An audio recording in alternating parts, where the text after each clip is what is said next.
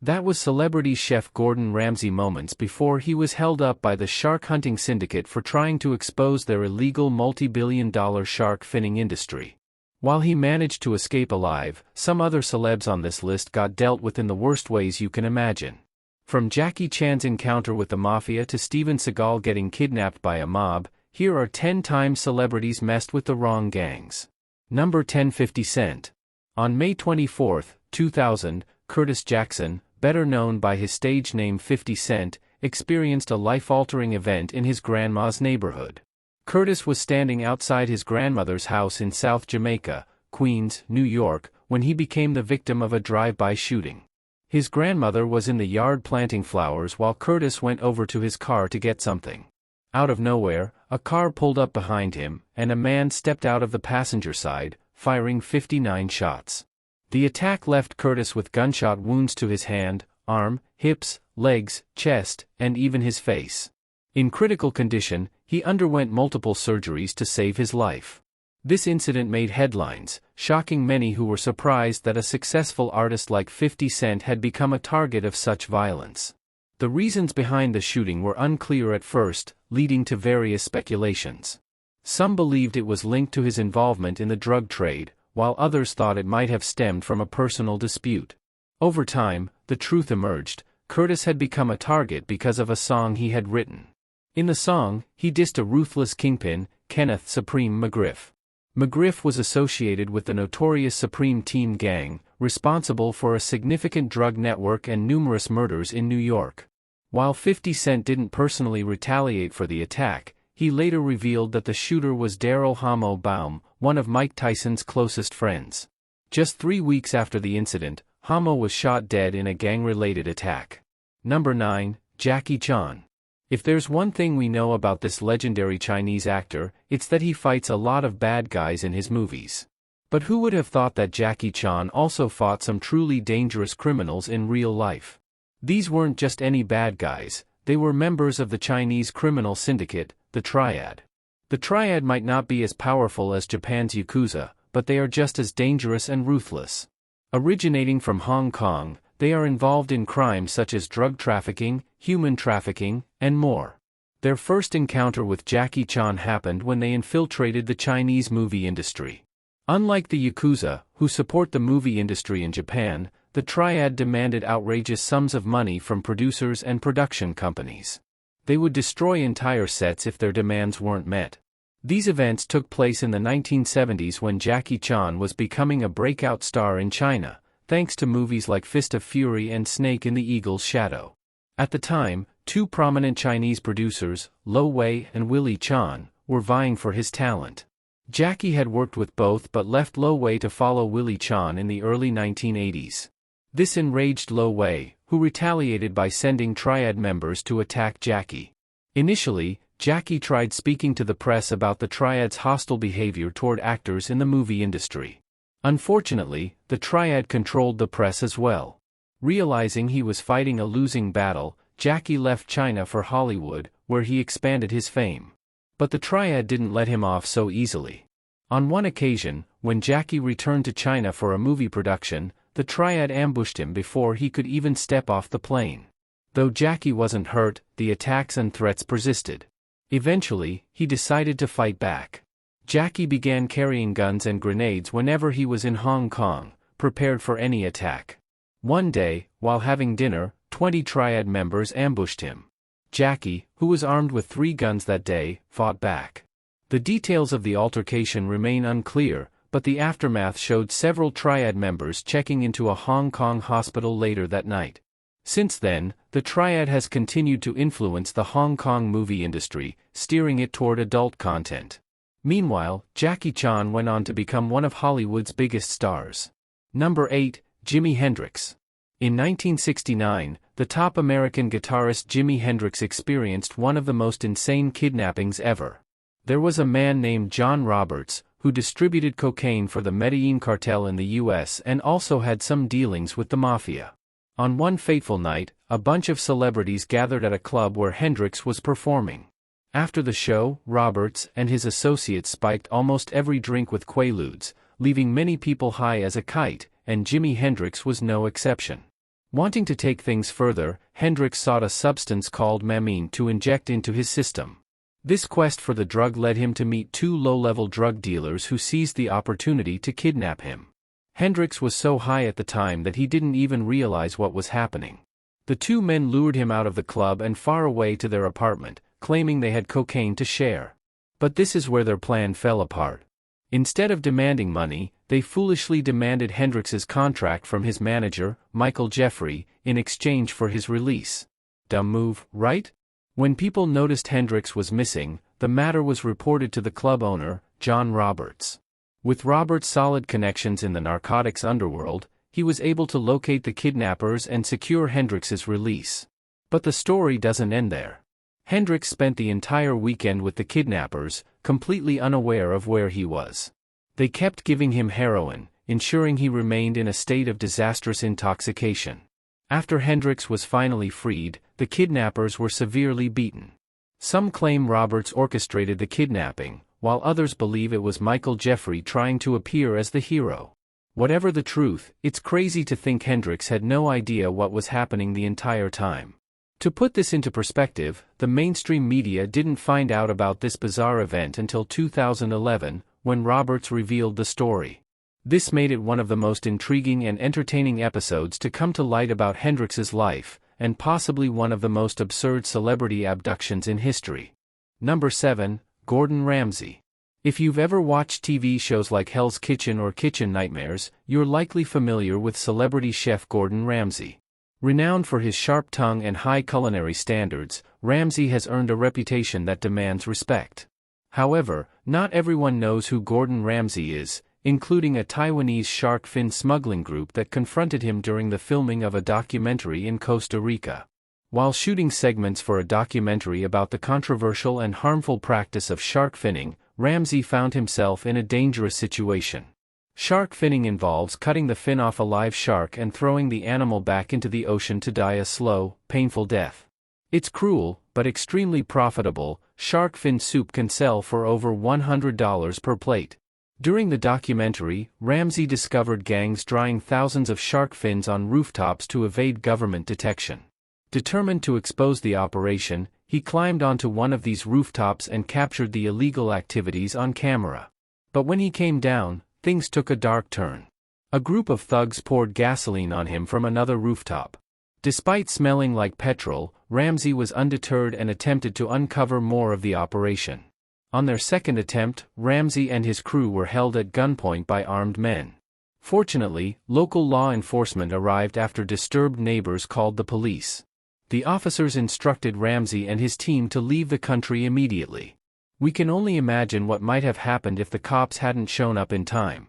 This harrowing experience is a testament to Ramsay's dedication and bravery, as well as the dangers of confronting criminal enterprises head-on.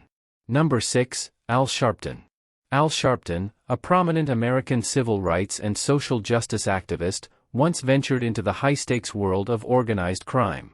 He surprised many by becoming an FBI informant, despite his respectable political career and his 2004 run for the Democratic presidential nomination. That's probably a lot of info to take in, but trust me, everything will make sense in a minute. So, the first question, how does a future presidential candidate become an informant? Well, it started in the 1980s, before Sharpton found his way to the top of politics. At the time, he was involved with a few street gangs and the top crime families in New York, including the ruthless Genovese crime family. In one of his criminal escapades, he tried extorting funds from the Jacksons during their victory tour but failed. After that operation, he got a call from this mysterious man named S, who threatened to kill him. This was in addition to the fact that Sharpton was already under investigation for his links to the Gambino and Genovese families. But this was the point everyone realized that Al Sharpton had always been one step ahead. He ran to the FBI and struck a deal with them in exchange for his freedom. The FBI then launched an investigative operation called CI-7, which stands for Confidential Informant Number 7. Under this operation, Sharpton helped take down multiple members of the Genovese crime family, who were, at the time, one of America's biggest and most dangerous mafia circles. He also befriended several high-ranking members of the Mafia, recording their conversations with a bugged briefcase. And if you're wondering if it was a success, well, it actually was. With the information he provided, the FBI was able to take down 2 Genovese family social clubs, including Gant's Greenwich Village headquarters, 3 cars used by crime family leaders, and more than a dozen phone lines. But the twist of this story is that Al never openly admitted to his involvement with the FBI, nor did he deny it. It's still an open mystery how much he revealed to the FBI and how he eventually climbed so high in the ranks of politics. Number 5, the Rolling Stones. There are 2 sides to this story. One involves the killing of a Rolling Stones fan by the Hells Angels, while the other revolves around the gang's attempt to kill a member of the band, Mick Jagger. On December 6, 1969, the Rolling Stones held a concert at the Altamont Speedway in Northern California, where they hired the Hells Angels as security for $500 and a case of beer. Now, if you don't know who these people are, the Hells Angels are widely recognized as an international outlaw motorcycle club, but that's just a nice way of saying they're one of the worst crime syndicates out there.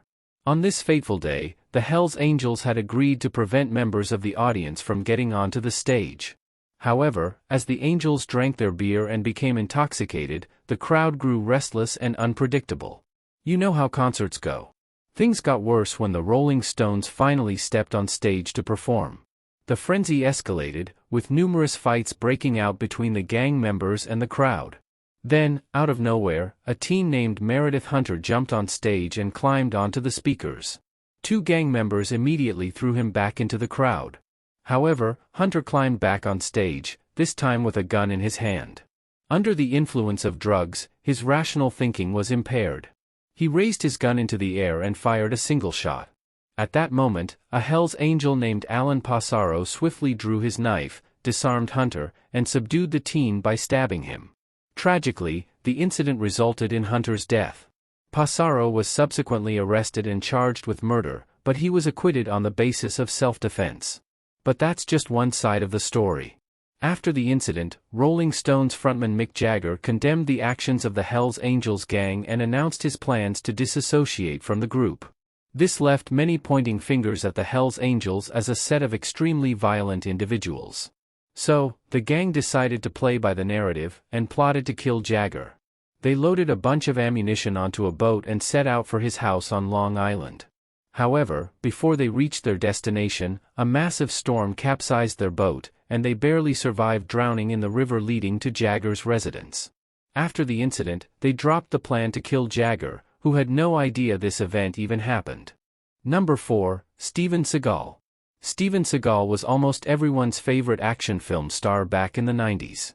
This guy starred in blockbuster movies like Marked for Death and Under Siege, where he took out bad guys in style. However, as much as that was the persona we saw on our screens, Seagal found himself secretly tied to the Gambino crime family, and he didn't even know it. Let me explain. In the year 2000, Steven was kidnapped by 2 members of the Italian-American Gambino crime family. These guys grabbed him, shoved him into a car, and planned to extort hundreds of thousands of dollars from him. Now, from what we know about Steven Seagal's tough guy image, you'd think this would be an easy situation for him to escape. But in reality, it wasn't. Seagal became a target of the Gambino family because of his dealings with a man named Julius Naso. Julius had cast Seagal in about 10 of his movies, making them close friends. However, throughout their time working together, Seagal had no idea about Julius's ties to the crime family. At some point, Julius and Steven stopped working together after Seagal became a household name in Hollywood. Naso was furious, believing he had played a significant role in Steven's rise to fame. Feeling betrayed, Naso sent 2 mob members, Anthony Sonny Chone and Primo Casarino, to extort $150,000 per movie they had worked on together. This would have amounted to over $1 million, but they settled for $700,000, a hefty sum for Seagal to fork over in a short amount of time. The cherry on top of this story is how frightened Steven Seagal was during the ambush. According to an FBI investigation, the mobsters laughed about how scared he looked, pointing out that he was nothing like his fearless on-screen persona. But, to be fair, life isn't a movie. The truth eventually came out years later. It was revealed that Seagal had borrowed approximately $500,000 from Naso to cover his taxes but refused to repay the loan. That refusal prompted Naso to send the mob after him. Nevertheless, Naso himself faced charges of extortion and conspiracy and was sentenced to 1 year in jail for the $700,000 he had collected through the Gambino family. Meanwhile, Seagal was ordered by the U.S. courts to settle the $500,000 debt he had incurred. Number 3, Sammy Davis Jr. Sammy Davis Jr. was one of the most talented and beloved black entertainers in 1950s Hollywood. But his life took a drastic turn when he began dating a white woman named Kim Novak. There were two major issues with this relationship. First, they were an interracial couple during a time when racism was rampant in America, and second, Novak was under contract with Harry Cohn, a powerful and ruthless manager with mob ties. Cohn had a reputation for being one of the deadliest figures in Hollywood, rumored to have sent more people to the cemetery than most other mobsters combined. At the time, he was running Columbia Pictures, and Novak was one of his biggest stars. Davis and Novak met at a party in 1957 and quickly fell in love, entering into a secret relationship. At the time, Davis was earning $25,000 a week performing at the Sands in Las Vegas and was on the verge of breaking into television as one of the first black actors in a dramatic role. Despite his growing success, his relationship with Novak was a dangerous move. To keep their love affair hidden, Davis and Novak took extreme measures. They had quiet, intimate dinners and relied on a friend to drive Sammy to her place while he hid under a rug in the back seat of the car. But secrets don't stay hidden for long, especially in Hollywood. Eventually, one of Cohn's spies informed him of the relationship. Furious, Cohn decided to take action. He sent men to beat Davis, and they didn't hold back. They not only assaulted him but also used a stick to injure his already damaged eye. Cohn then gave Davis a chilling ultimatum: he had 24 hours to marry a black woman, or he would die. In desperation, Davis flipped through his address book and randomly chose a black singer named Lorraine White. White, a 23-year-old singer from Houston, had already been married twice and had a 6-year-old child. She agreed to marry Davis under the condition that they would divorce by the end of the year. 6 months later, Davis paid her $25,000 to end the marriage. Number 2, Edward James Olmos. Celebrities often adore their fans, but Edward James Olmos was reportedly targeted by a dangerous group known as the Mexican Mafia. Why? It all goes back to a movie he made in 1992 called American Me. In the film, Olmos portrayed the harsh realities of prison gang life. While the movie didn't garner the best reviews, the real trouble started shortly after its release. 2 individuals who had helped with the production were killed. Many believed these murders were a warning, as the Mexican Mafia, also known as LAIM, was enraged by how they were depicted in the film. The movie blurred the line between fact and fiction, suggesting that one of the gang's founding members was murdered by his own. This infuriated the organization, sparking a wave of threats against those involved. To protect himself, Olmos sought a concealed carry permit but was denied, as authorities didn't deem his situation an immediate danger. However, Olmos and those close to him felt otherwise, believing his life was at serious risk. While working on another movie, Roosters, Olmos received death threats, further escalating his concerns. It was rumored that he fired some employees to justify the presence of armed guards on set for his protection. As of now, Olmos remains safe, but he lives with the constant awareness that the threat from this gang could resurface at any time. Number 1, The Beatles and the Kray Twins.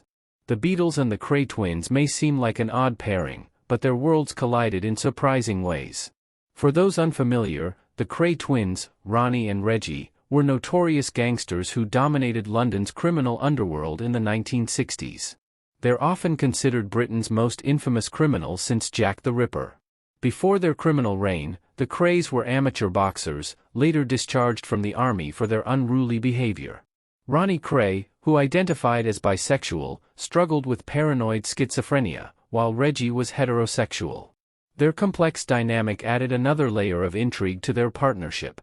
So, how do these infamous gangsters connect with the Beatles? It starts in the late 1950s when the Kray brothers became associated with a Liverpool gangster named J. Murray. Murray likely crossed paths with the Beatles and their manager as the band rose to fame in northern England. When the Beatles made their way to London, they frequented casinos owned by the Krays. Given the band's meteoric rise and their manager Brian Epstein's personal vulnerabilities, he was openly gay and a gambler. The Krays saw an opportunity for extortion. Ronnie Kray approached Epstein with a bold proposal. He wanted to manage the Beatles. When Epstein tried to explain that managing a band of their caliber required expertise, Ronnie, feeling insulted, grabbed a random man in the room and drove a 15 cm nail through his neck to demonstrate his seriousness. Epstein, intimidated, agreed to let the Krays manage the band briefly. However, managing the Beatles proved to be far more challenging than the Krays anticipated.